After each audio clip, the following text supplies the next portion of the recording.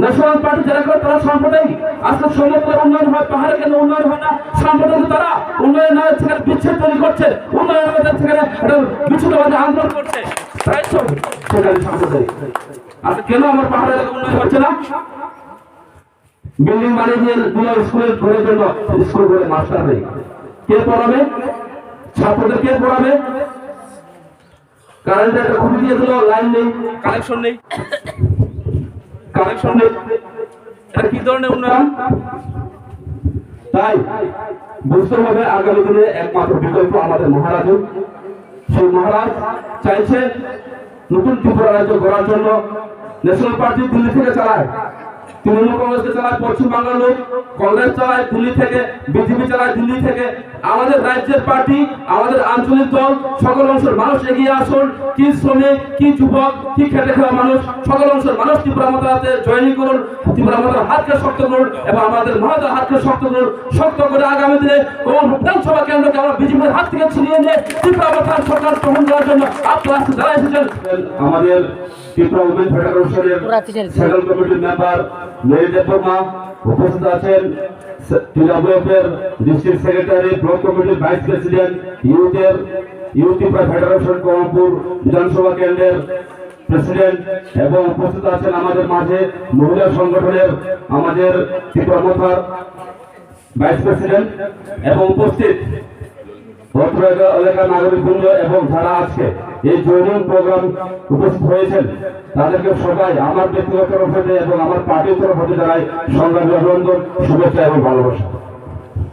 আজকে খুবই আনন্দের বিষয়, আমাদের ত্রিপুরা মাতার পার্টি কে যারা ত্রিপুরা বেস পার্টি বলে আজকে আমাদের কমলপুরে এই জৈনিক প্রোগ্রাম মাধ্যমে করানো হয়ে গিয়েছে। ত্রিপুরা মাতা শুধু ত্রিপুরাদের জন্য নয়, এখানে বাঙালি, মণিপুরি, মুসলিম, হিন্দুস্তানি সকল অংশের মানুষকে নিয়ে আগামী দিনে এগিয়ে চলার জন্য আমাদের এই ত্রিপুরা মাতার পার্টি এবং আমাদের লিডার হচ্ছেন আমাদের মহারাজ কিশোর মানিক্য বাহাদুর দেববর্মা মহোদয়। বারবার বলতো কারণ বিগত দিন আমরা দেখেছি যখন প্যান্ডামিক লকডাউন ছিল আমাদের মহারাজ সকল অংশের মানুষকে নিজের পকেটের টাকা দিয়ে অনেক সাহায্য করেছে। ত্রিপুরা রাজ্যের এমন ইতিহাস নেই, এমন অতীত নেই কোন ব্যক্তি কোন নেতা নিজের পকেট থেকে টাকা খরচ করে সেখানে আরেকজনকে সাহায্য করেছে এমন নজর ত্রিপুরা রাজ্যে নেই। আর তার নজর করেছেন আমাদের মহারাজ। তাই যেমন ওনার নাম মহারাজ, তার মৌন মহারাজের মতো সকল অংশের মানুষকে সাহায্য করার জন্য তিনি এগিয়ে আসেন।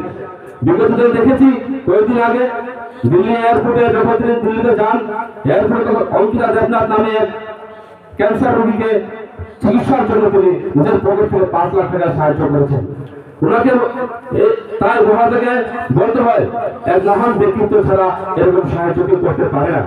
আমরা দেখেছি বিগত অনেক সরকার দেখেছি, অনেক নেতা দেখেছি, কেউ কোন ব্যক্তি কোন নেতা নিজের পকেট থেকে টাকা খরচ করে এমন ভাবে কোনো মুমূর্ষু রোগীকে ওরা সাহায্য করে না। কিন্তু মহারাজ এমন ব্যক্তি যে নিজের চিন্তা না করে, নিজের স্বার্থের কথা না ভেবে, নিজের সব স্বার্থ ত্যাগ করে সকল অংশ মানুষের জন্য এগিয়ে এসেছেন। তার নাম হচ্ছে মহারাজ প্রদীপ কিশোর দেববর্মন। আর আজকে কেন ত্রিপুরা মাতা কেন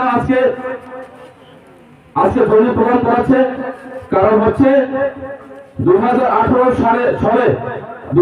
সালে যখন আমরা আইপিএফটি বিজেপি জোট সরকার সিপিএম কে হারানোর জন্য সরকার গঠন করি, তখন কি প্রতিশ্রুতি ছিল?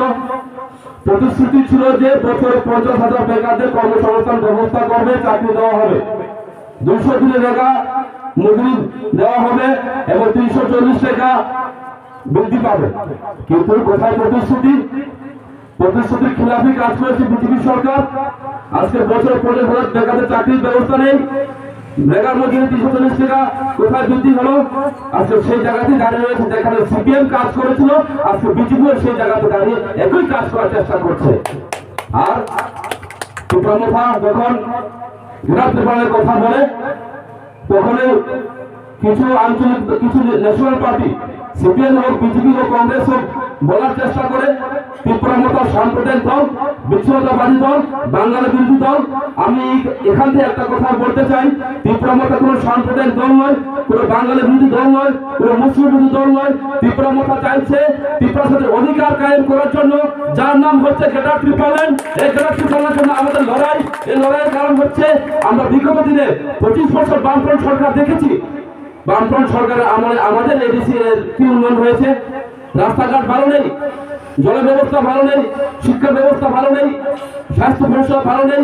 আজকে যদি দেখা যায় ম্যালেরিয়া হয়ে কারা মারা যায়, ডায়রিয়া হয়ে কারা মারা যায়, সেই পাহাড় অঞ্চলের ট্রাইবেল অংশের লোক মারা যায়।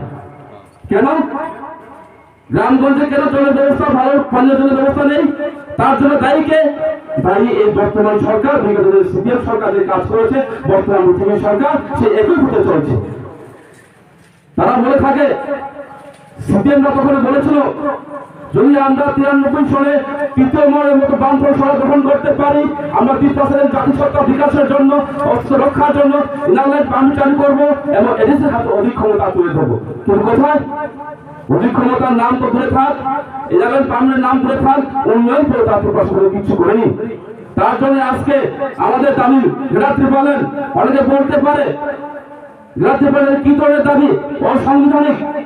সংবিধানের আর্টিকেল 2 লেখা আছে, কোন জাতি যদি বঞ্চিত, শোষিত, লাঞ্ছিত হয়ে নিপীড়িত হয়, কোন জাতি যদি শিক্ষা অঙ্গে আসতে না পারে, কোন জাতি যদি অর্থনীতি পিছিয়ে থাকে, কোন জাতি যদি ভাষাগত অধিকারের পিছিয়ে থাকে, তার জন্য সংবিধান সংশোধনের মাধ্যমে সে জাতিকে রক্ষা করার জন্য একটা আইন তৈরি করা যায়, যার নাম হচ্ছে গ্রেটার ত্রিপুরাল্যান্ড। তাই আমরা বলি গ্রেটার ত্রিপুরাল্যান্ড আমাদের দিতে হবে, এই দাবি সংবিধানের দাবি। কিন্তু এই না যে বাঙালির অধিকার কেড়ে আমাদের অধিকার দেওয়ার জন্য আমরা স্লোগান তুলি না, আমরা বলি না মুসলিমের অধিকার কেড়ে আমাদেরকে অধিকার দেওয়ার জন্য, কিন্তু আমরা বলি আমাদের যে ন্যায্য দাবি, এই দাবিগুলি পূরণ করা হোক।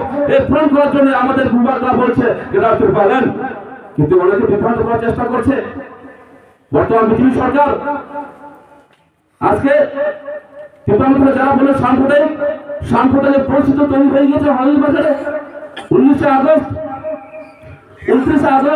2022 কোন এক মহিলাকে দর্শনকারী ঘটনা নিয়ে আমাদের হালালি বাজারে একটা উশৃঙ্খল পরিস্থিতি তৈরি করে দিয়েছে, একটা দাঙ্গার পরিবেশ তৈরি করে দিয়েছে। কারা করেছে?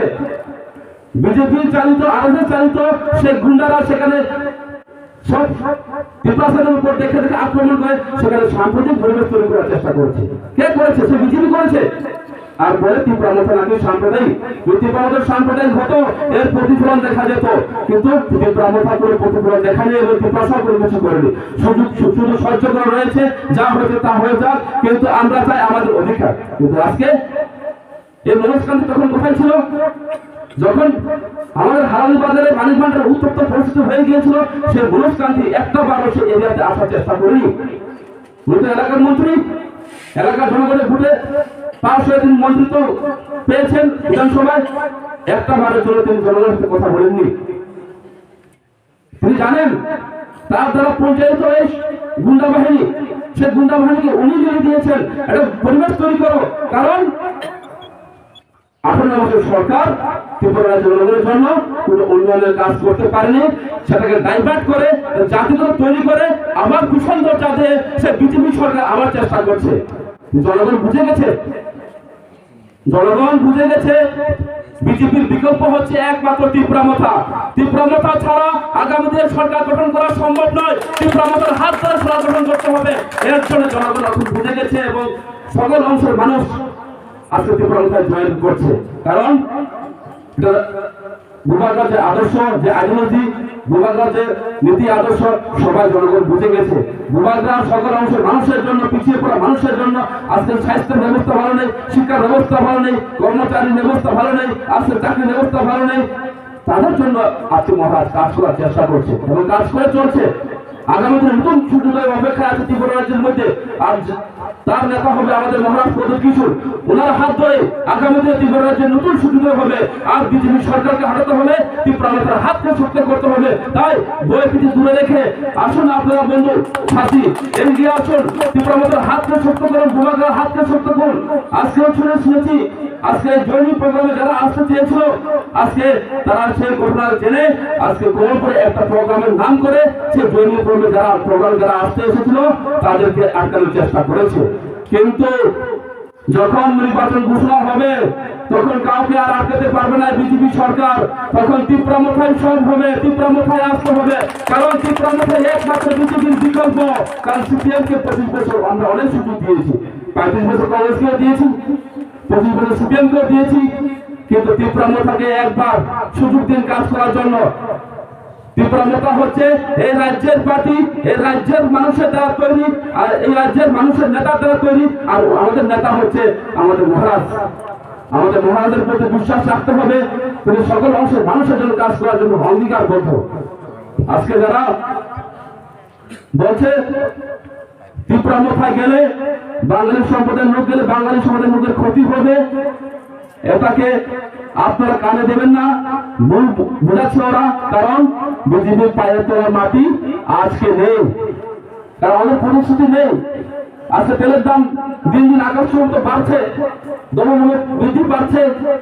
আজকে রেশনের বাংলা চাল ফ্রি চাল দিয়ে মনে করছে তারা আজকে জনগণকে খুব সাহায্য করেছে, কিন্তু ফ্রি চাল কার টাকা দিচ্ছেন আপনারা? আপনারা আমার পকেটের টাকা দিয়ে সে ফ্রি চাল দেওয়ার চেষ্টা করছেন। আর ওনারা বলে আমাদের সরকার এসে মাত্রই রেশনের ফ্রি চাল দিচ্ছি, ফুল রেশন দিচ্ছি, কিন্তু এটা আমাদের আপনার পকেটের টাকা, সেটা বুঝতে হবে। আজকে মহারাজা সকল অংশের মানুষকে নিয়ে একটা টিসিএফ সংগঠন তৈরি করেছে, ত্রিপুরা সিটিজেন ফেডারেশন নিয়ে একটা সংগঠন, যে সংগঠনে বাঙালি, মণিপুরি, মুসলিম সকল অংশের মানুষকে নিয়ে একটা সংগঠন তৈরি করেছে। কারণ